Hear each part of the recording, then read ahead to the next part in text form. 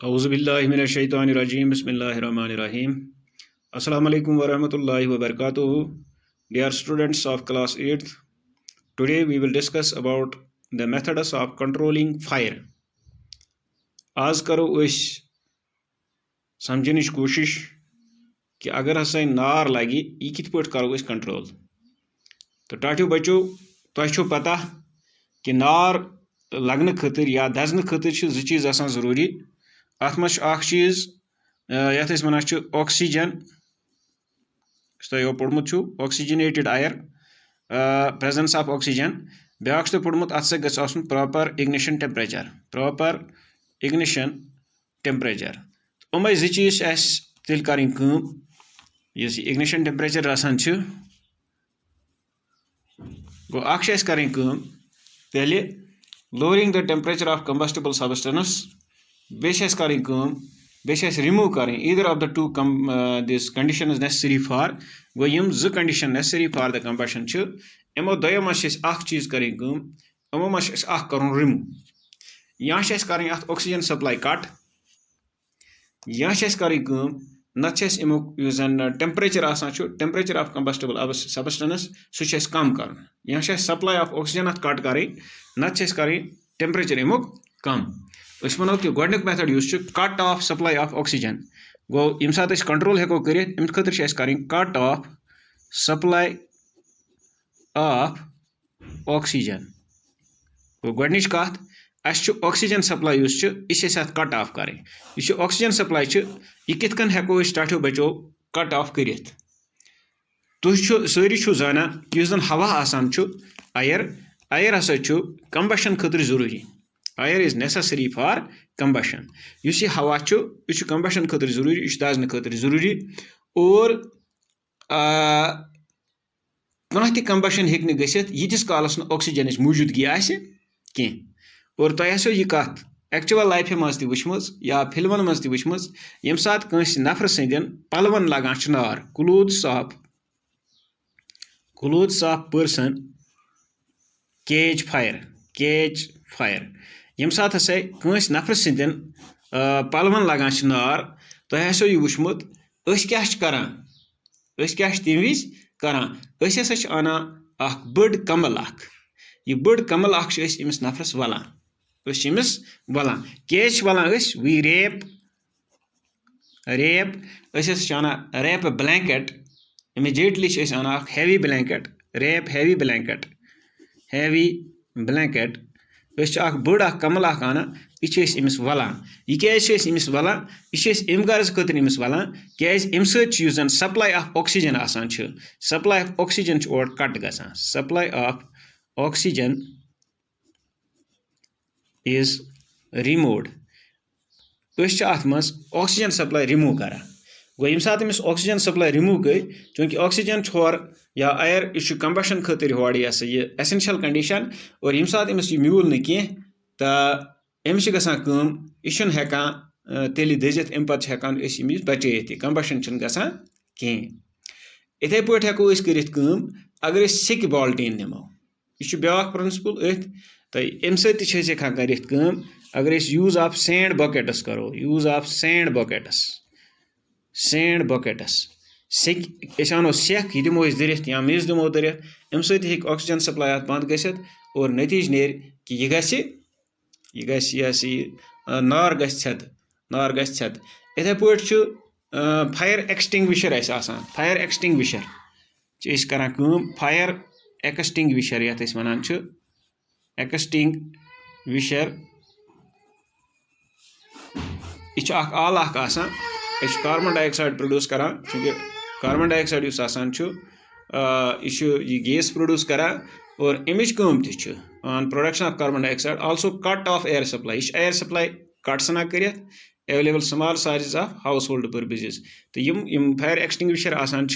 यह करान cut off oxygen supply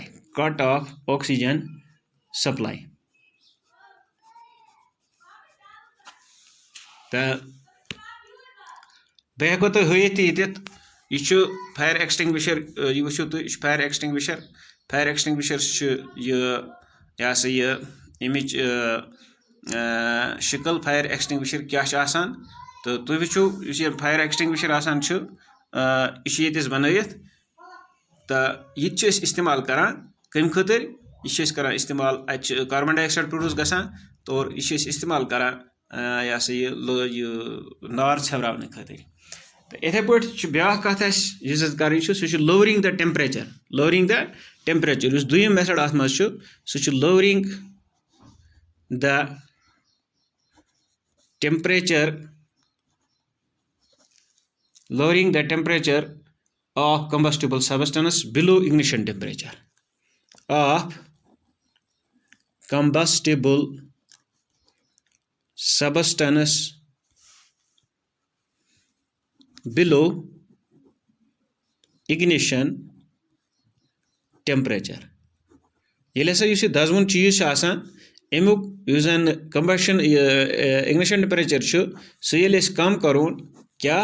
below ignition temperature खुद गैसे कम गसन युस अत ignition temperature आसान छु और सु दर्जा हरारत करोन काम इतकन त हको अस करित कम इतकन त हको अस नार युस जन छु यह हको अस काबू करित नारस पेट हको अस काबू त्रयित नार हको अस छवरयित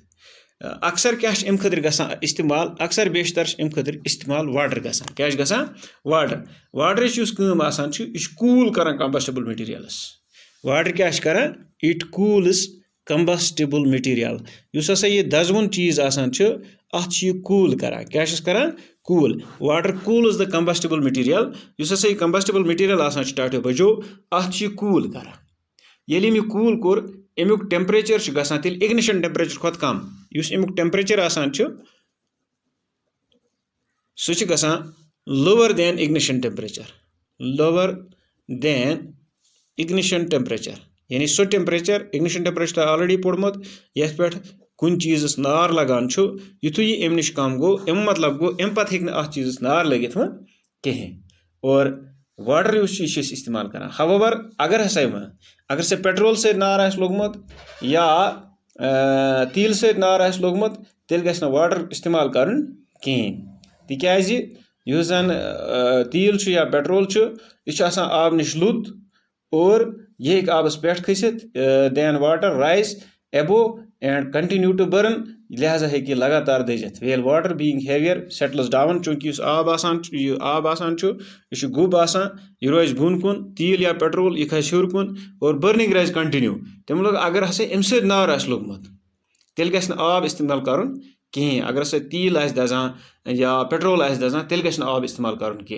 इथे कन fire caused by electric short circuits अगर हसा कुन साथ इलेक्ट्रिक शॉर्ट सर्किट गोमुत तेल गस आब इस्तेमाल कर तिकाज तुम जाना कि युस जन यह आब it is the good conductor of electricity टाटो बचो यह असल मौसल बिजली हुंद लिहाजा पज तम विज आब इस्तेमाल कर यम सात जन बिजली शॉर्ट सर्किट गोमुत बिजली सत तम सात पज आब इस्तेमाल कर फायर एक्सटिंग्विशर हेको इस्तेमाल कर फायर कंट्रोल करने खतर और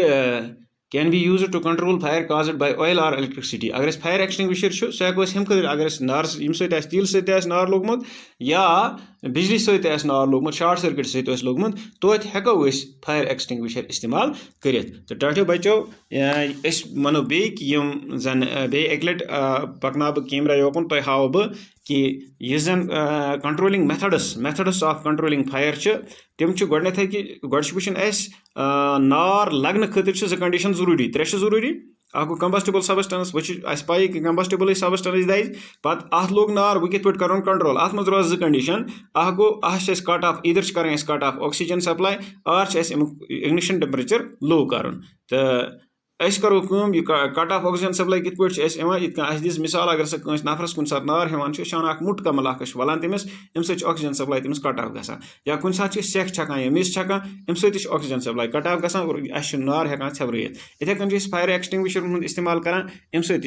इथे पे अगर आब छकान अम इग्निशन टेम्परेचर लोअर गसान तो अम नार कंट्रोल गसान अगर वह तील सत नार लोगमुत या यह तील दजान या पेट्रोल दजान तेल आब इस्तेमाल कर तिकाज आब नश लुत आबस पे खसान बर्निंग कंटिन्यू रोजान लिहाजा तन कर